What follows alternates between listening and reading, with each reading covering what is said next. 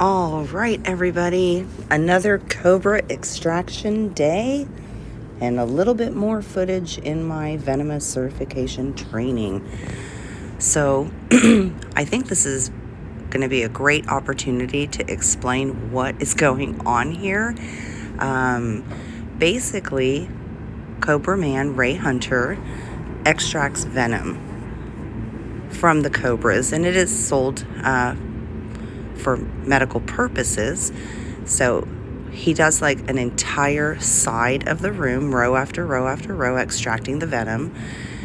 Once the cobras are removed from their original bin, their enclosure is cleaned. So it's new bedding, water, all of that good stuff.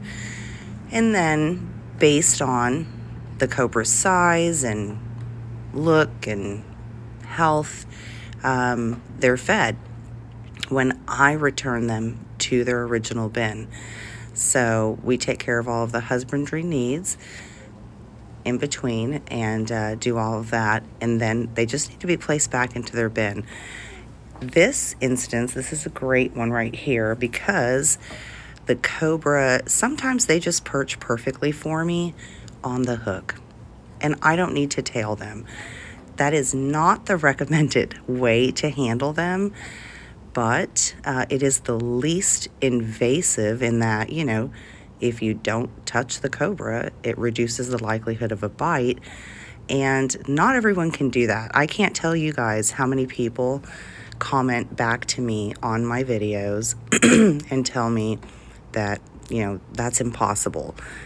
They've never known anyone to be able to move a cobra or handle a cobra, balance a cobra on a hook without tailing it. Yet I do successfully do it, and it's not even intentional. I know that Stacy Crutchfield never needed to tail the cobras when she was handling them. She just had this special gift, and so although it's not the preferred method, and Ray does definitely prefer that I tail the cobras because, in theory it's safer, you have more control of the snake, etc., etc. It does work for me, and I end up having probably some 15, 20 snakes that I just never have to touch. And Ray is okay with it to the extent that, if you don't have to touch the snake, then great. It reduces the likelihood of being envenomated. So here, all of these snakes were on the right side of the room. Okay, this right here is a really interesting spot. This snake missed his bin, went below, wrapped around the wood, and went into the bin below his. So I had to kind of pull him out of there.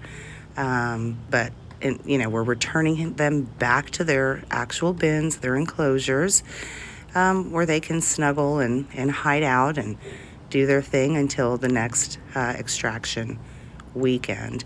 Now this snake right here, I think this is Grandpa. He's an old snake. You can see he's a nice looking big boy, and he's easier. Some of them, I don't even have to use the hook at all. I can just carry them over. But in this instance right here, we were deciding, we had too many quails defrosted.